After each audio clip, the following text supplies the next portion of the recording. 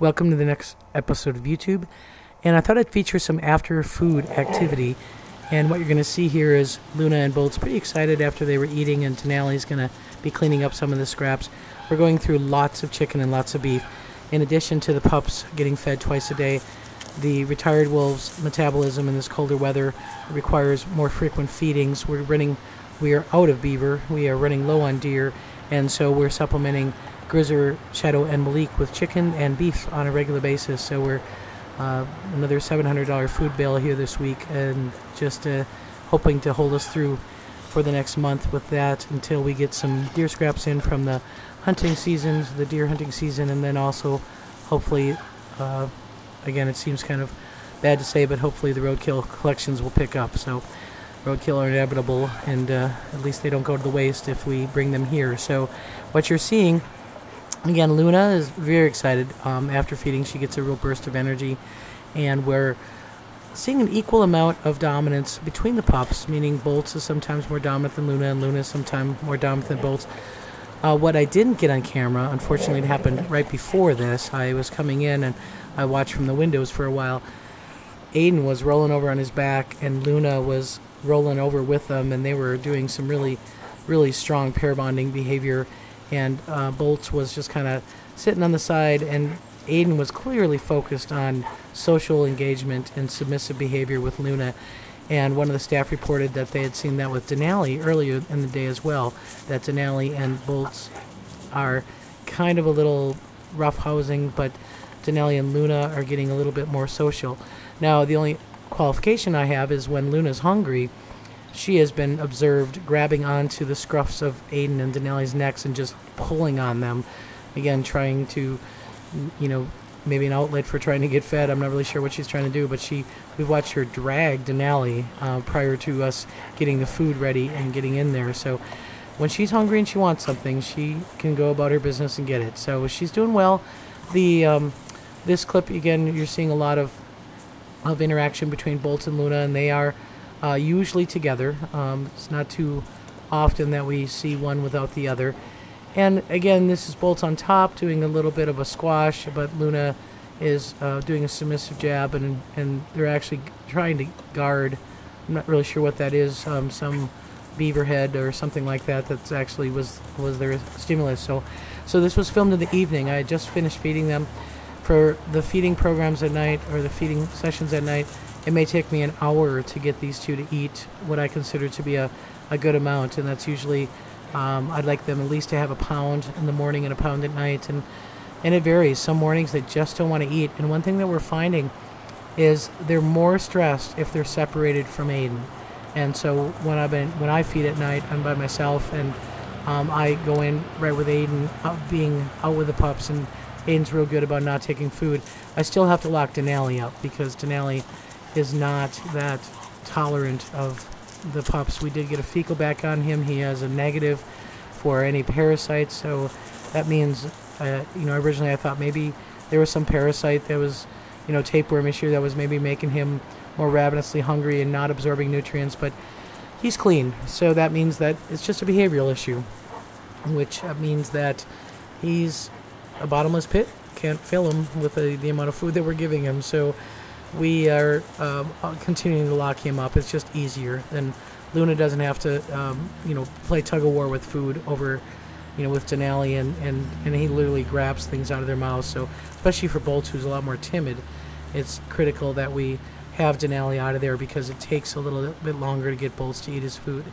So as I said, whatever we have left over, the adults will scavenge.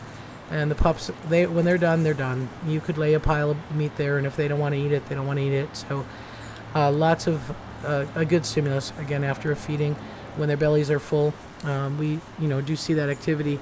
So as far as weights, Luna's not gaining nearly as fast as we'd like, but she is up to 56 pounds.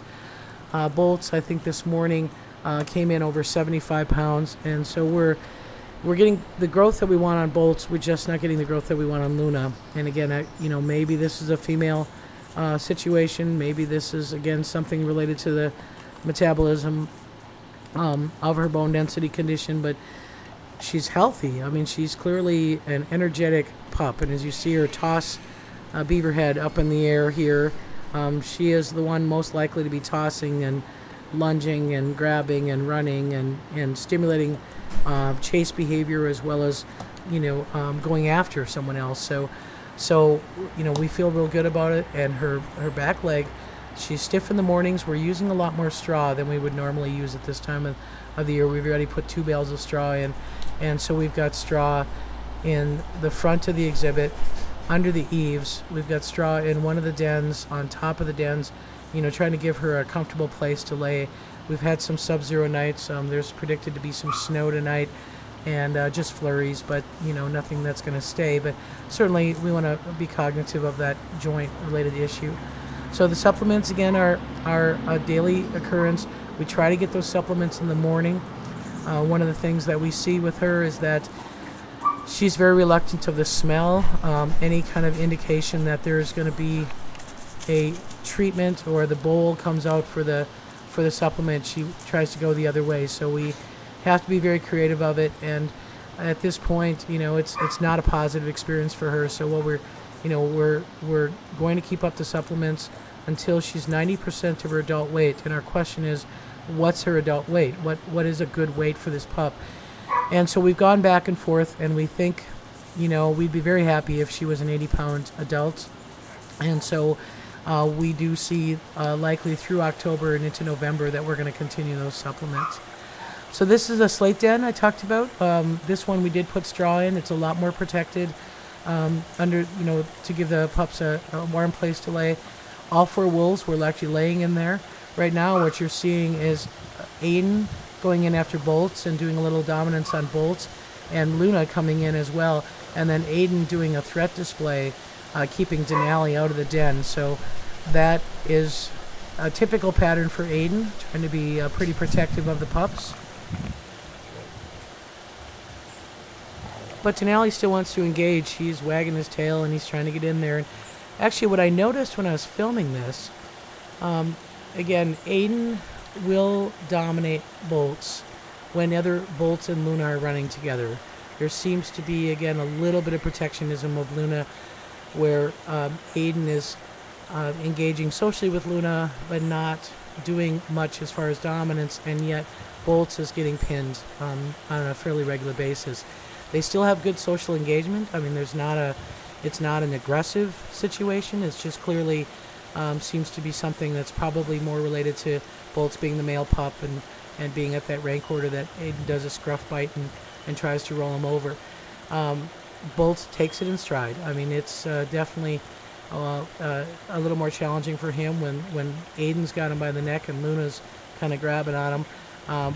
But it is, again, one of those scenarios where rank order is important. It avoids a lot of confrontational issues later, and so Aiden's definitely setting the tone and setting the relationship between he and Bolts as being one of dominance and subordinate. And he will, even when he's dominating Bolts, will block Denali from coming towards him. So there is still protectionism of Bolts, but again, it makes for some interesting activity. And as far as the webcam view, this slate den is kind of on the far side of the pond, and so it's not the greatest view from the webcam, but it is still visible. And they did this for, I filmed maybe 6 minutes of it. It was probably a 20 or 30 minute interaction where Luna and Bolts kept going in the den, Aiden would follow them in, and Denali would stand at the doorway trying to get in, and Aiden would keep blocking him.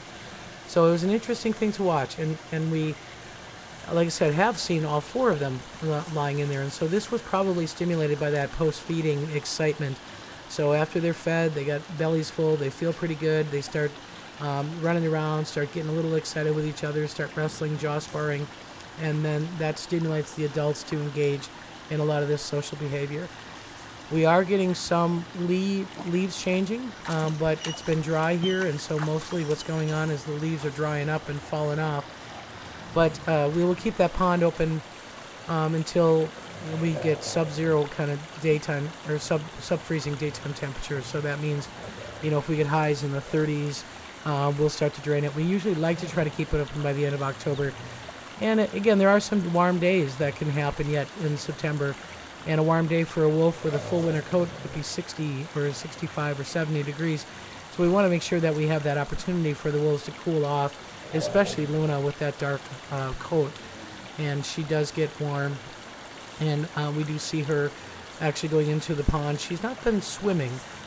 She's been really kind of more just waiting. Here's a close-up view of Aid, and he is sitting on Bolt, dominating him. Denali's watching. Luna goes to get a drink in the pond. So, as I said, mobility for Luna is good. Always our concern is the rocks in this enclosure. I mean, those rocks are there to help stabilize soil. They're there to help stabilize, the edge of the concrete. They're covering just about every electrical item. You can't have anything in a wolf pen that they won't dig up. So every electrical box, every water, every edge of the fence has got rocks around it. The edge of the concrete where they might dig and destroy the concrete pads, where the pump is located, where the upper pond line feed comes in. Everything's rock. I mean, that's just the nature of the business. We don't have anything in here that could harm them that isn't protected, and so that's one of the big challenges for the webcams, is because you can't just run a cable across the wolf pen without the wolves getting it. So anyways, that's it from the main pack. And then in retirement, Grizzer's been also affected by this cooler weather, so he's definitely hungrier. He's getting a lot of treats from leftover whenever the pups don't want to eat. Maybe it's a chicken leg here, chicken leg there. Maybe it's a pound of beef if they're not engaged in feeding. But we're giving him ample amount of food, again, just to be able to grow a good winter coat, to be able to get in a good weight before winter comes in, and because it's a little distracting for him. He's right next to where the pups are fed, so he's actually forcing our hand sometimes just by making a lot of racket, slamming the gates, or biting trees, or whatever it is Grizzer does when he wants to have what other wolves have. So that's been a little bit of a challenge. We are low on pig's ears. We normally have a big batch here, which sometimes are a good distraction, where instead of feeding food all the time, sometimes you just need something to take the focus off of what's going on with the other wolves. So if anybody has pig's ears that they want to donate, we could use some.